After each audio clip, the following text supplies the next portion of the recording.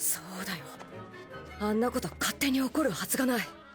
近くに何か手がかりが残ってるはずなんだ。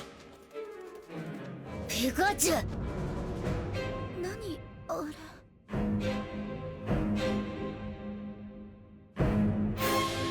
𝐒𝐡𝐚𝐧𝐬𝐭.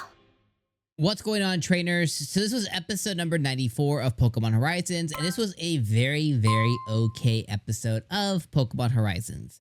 It can really be summarized as this. Liko and Roy stumble into what I assumed, because I yelled it out. I was like, Johto! We assume that they stumbled upon the Johto region, where Mollie is helping one of the Pokemon centers in one of the cities within the Johto region. And because she's helping her family, we got to witness her older sister and some references to her mother, and that her mother's really happy that she's back. And she has resumed some of her Pokemon Center, Nurse Joy type duties. We also get to see the traditional Nurse Joy in her older age, which I thought was really cool. It's not really often that we've gotten to see a really old Officer Jenny or a really old Nurse Joy. And it does show that everybody who is in this industry is of the Nurse Joy family. They may just look slightly different, which gives a lot of, how do you say it? It gives a lot of ammo and reasoning, and gives a lot of, it makes sense of, if you look at in Pokemon Scarlet and Violet, on why the Nurse Joys don't quite look like your traditional Nurse Joy. It makes sense now that they just share the pink hair, but there is like a lineage of Nurse Joys, but they're in the family. There's still folks that look slightly different, but still have that same lineage, which I think is just really, really cool. It's like a little anecdote for all of us in the history of the Joys and the Jennies, which I think is really cool. But basically has Mollie there, and it has Liko and Roy. They keep going after the Recurium stuff, the Laquium stuff, whichever way you want to call it, whether you're using the Japanese way or you're using the English phrasing, whatever works. But they're going after that. They come across a Vileplume who's being affected by the Recurium. They run into Mollie once again. She's curing some Pokemon in the forest. And she's doing that, and they come across the Vileplume. They're able to take on the Vileplume, cure the Recurium, and send the Vileplume back into the forest. Meanwhile, as all of that ended up happening, at the end of the episode, they come across an Exceed facility where they can assume that their Recurium stuff has been facilitated at and is affecting the forest and stuff, which I think is pretty cool.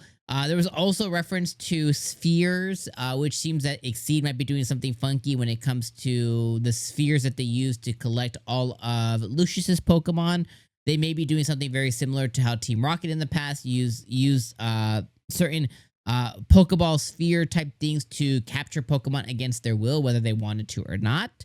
Seems like they're just kind of rehashing an old Team Rocket idea, which I guess we'll see next episode. And then we got to see on why the Rising Voltaclers really split up is because all the adults had no idea what to do the moment that his name is not Lucius. His name is why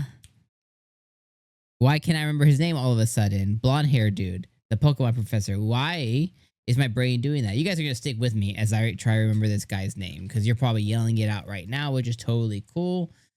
This guy's name is Freed. Jesus Christ. Or should I say, Jesus Arceus. Arceus. We have Freed. Basically, all the adults basically said that they have no idea what to do without Freed. And they disbanded the Rising Voltaclers. And for whatever reason, which is really stupid to me, there's been a year that has passed this whole time. And apparently, they're not able to get the ship back in working order, which is stupid to me because when we got told on how the ship was created, Freed brought together the whole crew and everything. And we got to see on, how it was kind of put together and how it was created. And it just makes no sense that they couldn't figure out how to, considering that the Rising Voltacler crew are the ones that put it together. It doesn't make sense that they couldn't, again, figure out how to fix the ship, even though it was in not a working status necessarily. You would think that they would be able to easily be able to put it back together or fix it or repair it once again. So I think that is a silly thing, especially when you have very well equipped people there, like Mollie.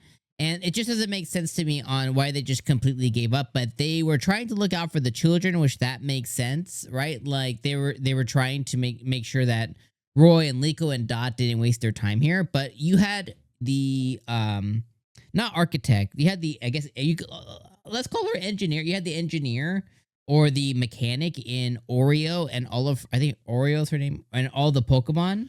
And it's like, okay, well, she's the one who kind of put this ship together. You would think that she'd be able to, in a year's time, have it back up in working order. And even then, a lot less time. So it seems like just one big convenient excuse for them to have broken up. But regardless, whatever that is. And yeah, that's really all that happened this episode. We just got to see a reason why they broke up. And then Liko and Roy invite Mollie once again. She's like, well, no. But if there's a ship that's ever flying through the sky, I'll count me there. They're like, that's what we're trying to say, bro. Like, come with us so we can go find Oreo and the ship and everything. And it's dumb. So I'm not a big fan of this storyline. And really, I gotta let you guys know too, like when it came to the Mega Voltage arc, I was really excited because like, oh, we're gonna get to see Mega Evolution but so far, I've just kind of been disappointed a little bit. Alt as, Alt or Altera, whatever his name is. Alt as a character is super annoying. And I don't like him at all. The reason that the Rising Voltaglers split up, is silly. Free disappearing to me for a whole year is silly. Even if he has amnesia, you would think someone would have spotted him or whatever. I don't really like that, it just seems so convenient. You know what I mean? And the fact that all the adults, Oreo, Mollie, they just all gave up because Freed's gone just seems also silly. And they just like accepted their fate. And then they're all stupid. Like, oh, well, the Recurium that we got rid of. It's like, have you not, like, you're at a Pokemon Center. You should be very well informed. Like, have you not seen what Exceed's doing? Have you not seen what Spinel's been doing? Like, what world have you been living under? So I don't know. Some of the things that are just been happening are it's fine. We'll see if next week's better, but hopefully whatever the main Mega Voltage, like the thing that like the real story here, whatever, like hopefully we just kind of get started a little bit faster because I haven't been the biggest fan of this arc yet. Even though we got aged up and stuff, like, I'm still a big Liko stan. I think she's awesome and everything, but like, I don't know.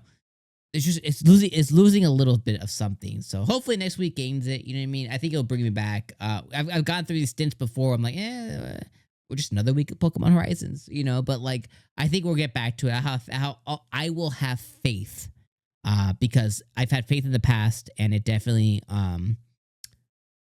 it matched up to it, so I'll see you guys next week, my friends. You guys stay up, have a great rest of your weekend, and I'll see you next week, trainers. Peace.